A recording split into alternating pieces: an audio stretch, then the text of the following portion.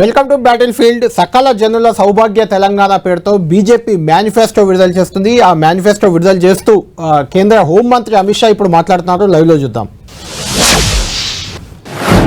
Bharatiya Janata party की स्थापना से अब तक का ट्रैक रिकॉर्ड है, चाहे हमारी राज्य सरकार बनी चाहे हमारी केंद्र सरकार बनी, हमने हमारे घोषणा पत्र को 5 दशकों तक सातत्यपूर्ण तरीकों से निभाते हुए भी हमारे वादे पूरे किए।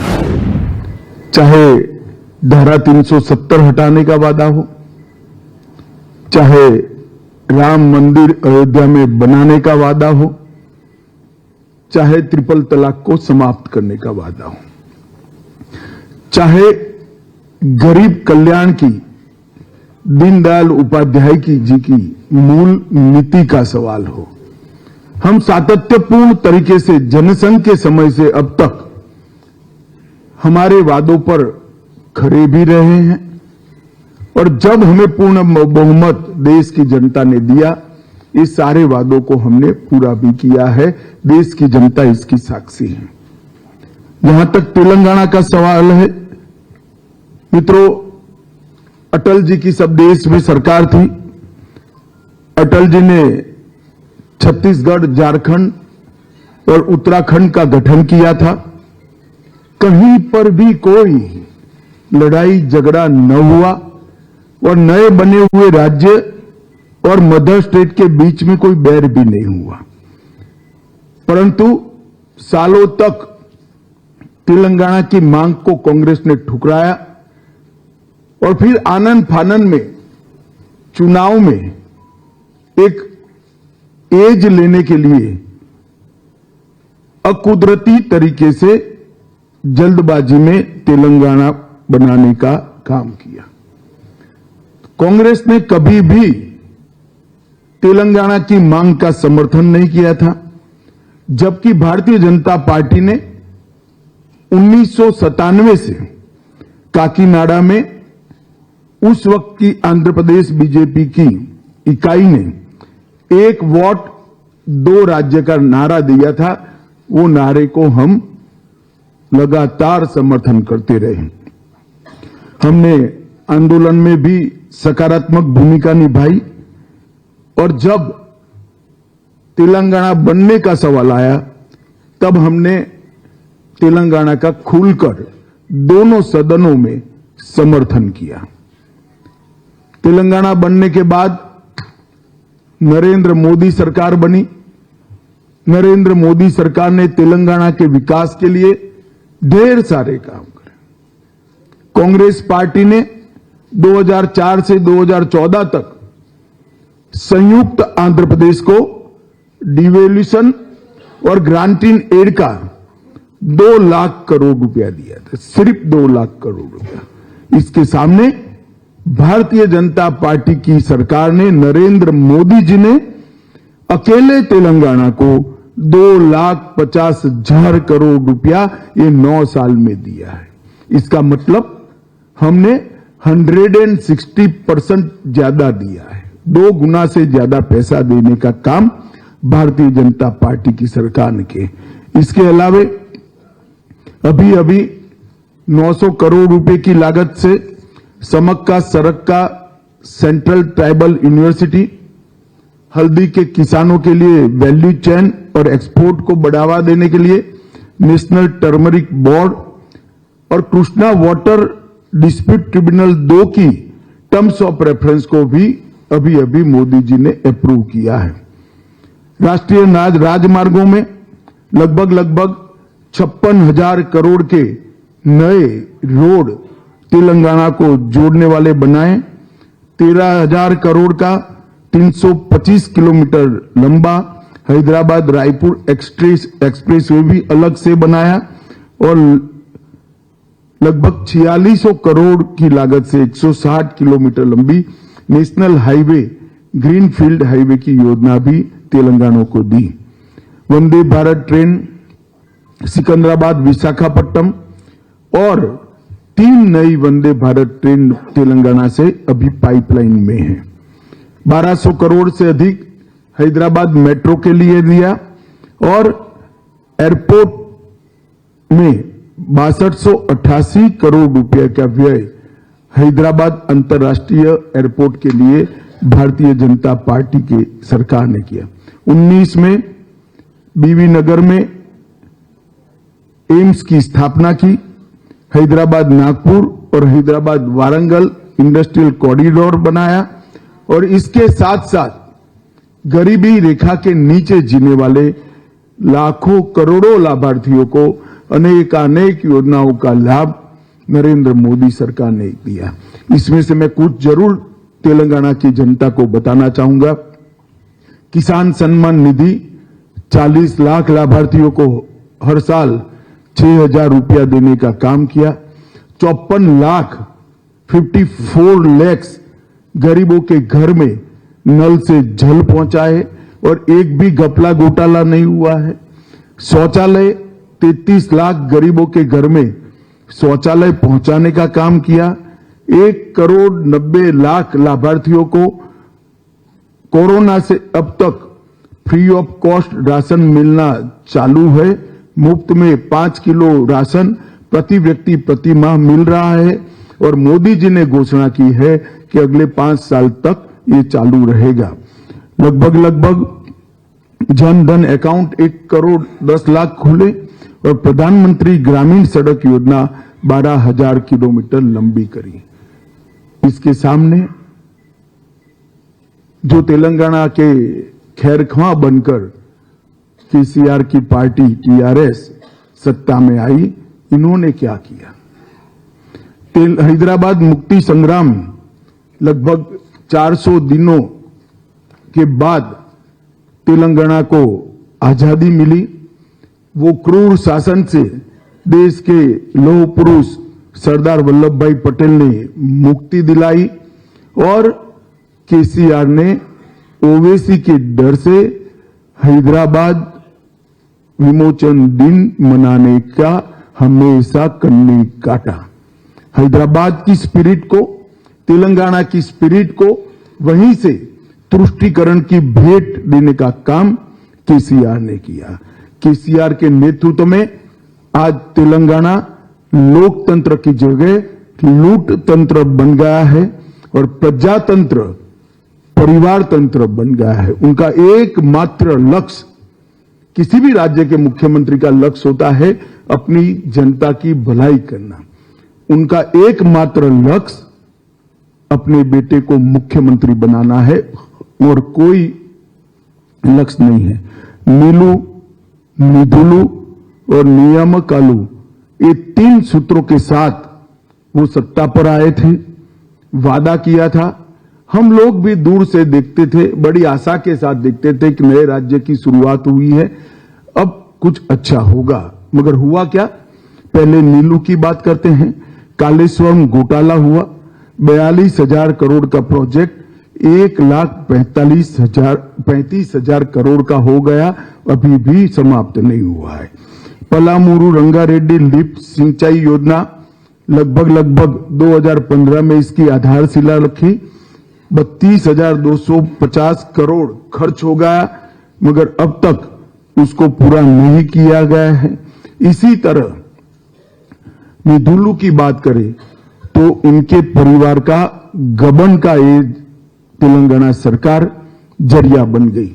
2014 में जब तेलंगाना का गठन हुआ, 370 करोड़ रेवेन्यू सरप्लस स्टेट था और आज ये लगभग 7 लाख करोड़ के ऋण में डूबा हुआ राज्य है।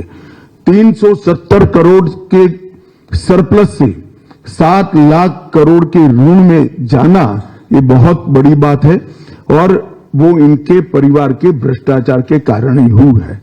तेलंगाना सरकार पर अभी 3,66,000 करोड़ का ऋण है और निगमों पर अलग से 3,80,000 करोड़ का ऋण है। तो तेलंगाना को 7.5 लाख करोड़ के ऋण में डुबाने का काम इन्होंने किया है।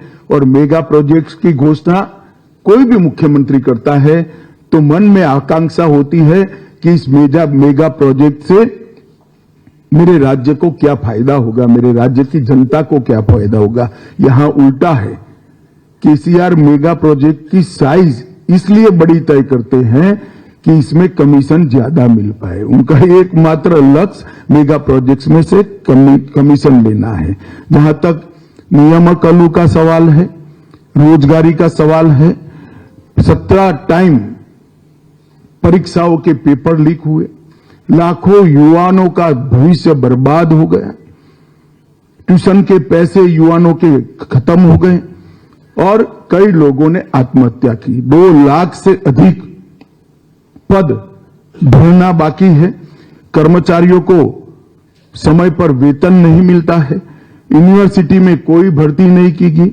विश्वविद्यालय में 3000 से ज्यादा पद रिक्त है। जूनियर और डिग्री कॉलेज में 8000 से ज्यादा पद रिक्त है और शिक्षा के लिए आवंटन जो 10.89% था वो घटकर 6.24% हो गया।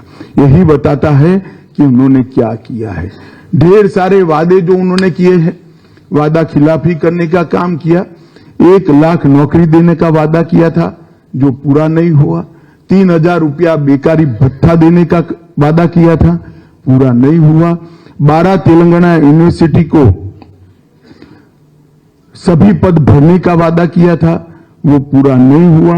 केजी से पीजी की मुफ्त शिक्षा का वादा पूरा नहीं हुआ। 7 लाख गरीबों को घर देने का वादा पूरा नहीं हुआ। गरीबों का 1 लाख का लोन माफ करने का वादा पूरा नहीं हुआ। हर जिले में एक सुपर स्पेशलिटी अस्पताल बनाना था, नहीं बना पाए। मैं यही कहना चाहता हूं कि केसीआर कोई भी वादा करते हैं, उनके नजर के सामने केटीआर और कविता ही होते हैं, तेलंगाना की जनता नहीं होती है। और भारतीय जनता पार्टी जो बोलती है वो करती है। ये केसीआर की पार्टी पिछड़ा विरोधी पार्टी, उन्होंने 2014 के चुनाव में वादा किया था कि अगर वो जीतते हैं तो दलित मुख्यमंत्री बनाएंगे। 2 बार वो स्वयं बन गए और तीसरी बार अब केटीआर को बनाने की तैयारी कर रहे हैं। हालांकि इस बार होने वाला नहीं है, मगर वो तैयारी कर रहे हैं। और पिछड़ा वर्ग का भी भरपूर शोषण करने का काम केसीआर की पार्टी ने किया है, बीआरएस ने किया है और भारतीय जनता पार्टी ने तीनों पार्टियों में सबसे ज्यादा 39 बैकवर्ड क्लास को टिकट देने का काम भारतीय जनता पार्टी ने किया है। और मोदी जी ने वादा किया है कि आप भारतीय जनता पार्टी को बहुमत दीजिए, तेलंगाना का अगला मुख्यमंत्री बैकवर्ड क्लास से होगा। ये भारतीय जनता पार्टी का सार्वजनिक वादा है। भ्रष्टाचार की कोई सीमा नहीं है। कालेश्वर परियोजना हो, शराब घोटाला हो, पोल्ट्री चारा घोटाला हो, ग्रेनाइट घोटाला हो, बाईपास घोटाला हो और लगभग कार्तिकीय मिशन में 22,000 करोड़ का बजट के सामने पूरा खर्च होने के बाद 65% भी काम पूरा नहीं हुआ है। घोटालों की एक बड़ी लंबी सूची केसीआर ने 10 साल के अंदर तैयार की है और उनको अब डर भी नहीं रहा है, क्योंकि हर आदमी पहली बार कुछ गलत करता है तो डरता है, दूसरी बार करता है तो थोड़ा कम डरता है। करते करते इन्होंने इतने घोटाले कर दिए कि अब डर भी नहीं बचा है। निर्लज्जता के साथ वो घोटाले कर रहे हैं।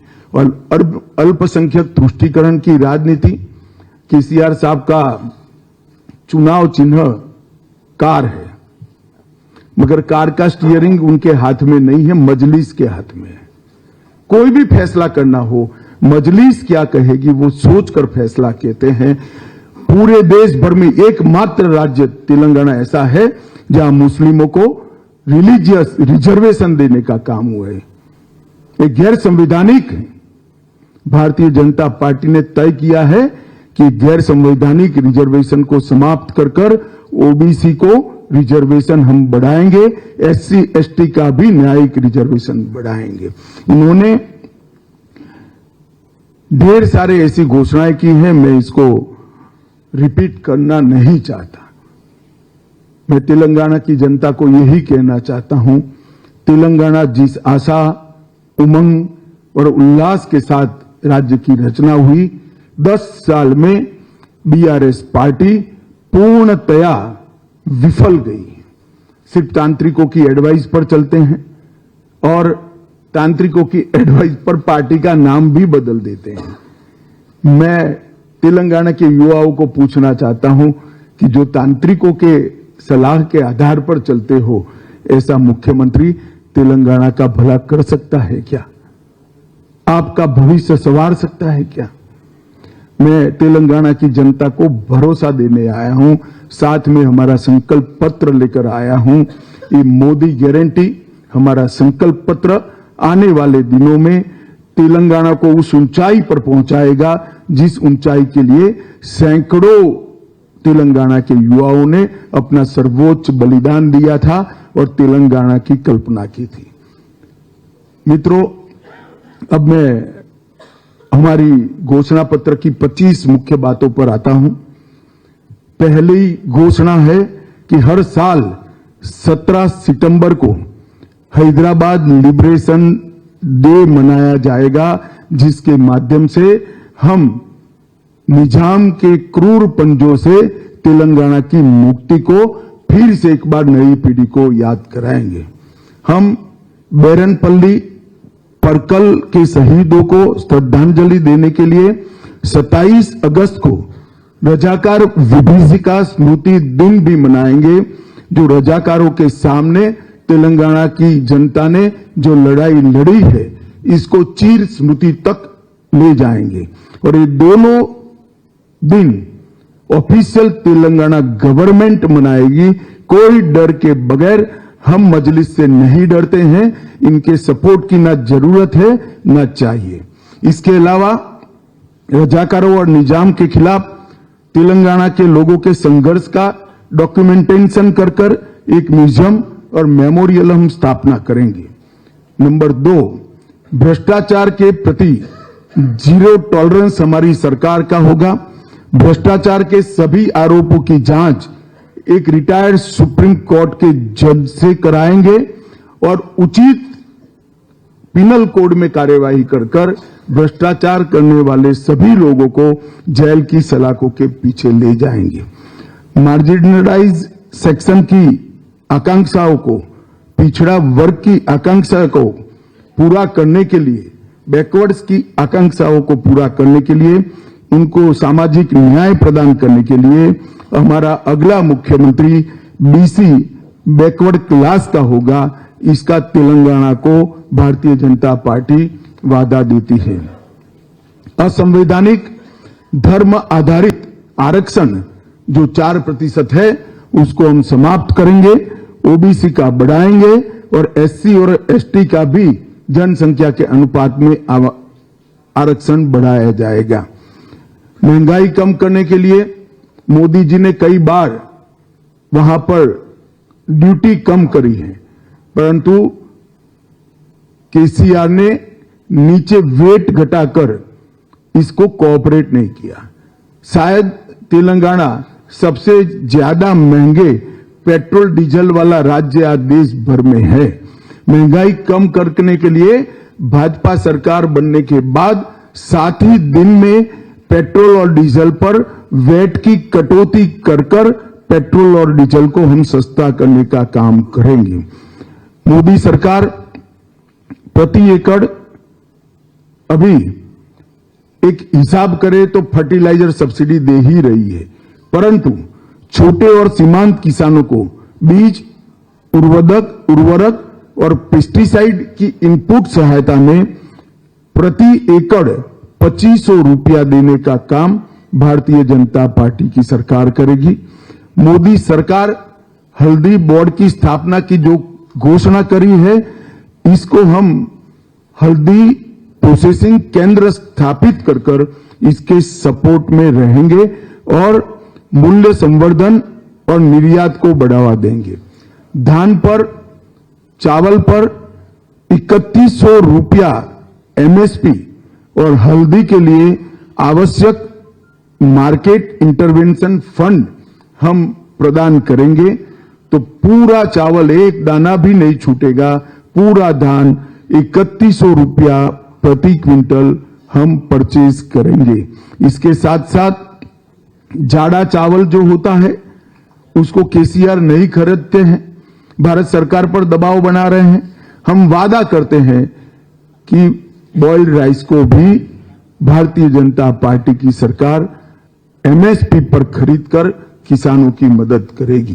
प्रधानमंत्री फसल बीमा योजना किसानों को मुफ्त, फ्री ऑफ कॉस्ट मुफ्त फसल बीमा का लाभ भारतीय जनता पार्टी की सरकार देगी। उज्ज्वला लाभार्थियों को साल में 4 gas cylinder free of cost देने का काम भारतीय जनता पार्टी की सरकार देगी। जो बेटी जन्म लेगी उसको इस वक्त एक फिक्स डिपॉजिट देंगे, जो 21 साल की आयु की जब बेटी होगी तब 2 लाख रुपए की होगी फिक्स डिपॉजिट। इस प्रकार का हम जन्म के साथ ही तोहफा हमारी सरकार की ओर से देंगे। स्नातक डिग्री या प्रोफेशनल कोर्सेज में छात्रों को मुफ्त में लैपटॉप दिया जाएगा। రైట్, అమిత్ షా మొత్తానికి బీజేపీ మేనిఫెస్టో విడుదల చేశారు. సకల జనుల సౌభాగ్య తెలంగాణ పేరుతో ఈ మేనిఫెస్టో విడుదల చేశారు. ఇందులో ముఖ్యంగా 10 అంశాలు ప్రధానంగా ప్రస్తావించారు. ఇందులో సెప్టెంబర్ 17 తెలంగాణ విమోచన దినాన్ని నిర్వహిస్తాం అధికారికంగా అంటూ ఎప్పటి నుంచో బీజేపీ డిమాండ్ కేంద్ర ప్రభుత్వం కూడా ఆల్రెడీ నిర్వహిస్తుంది.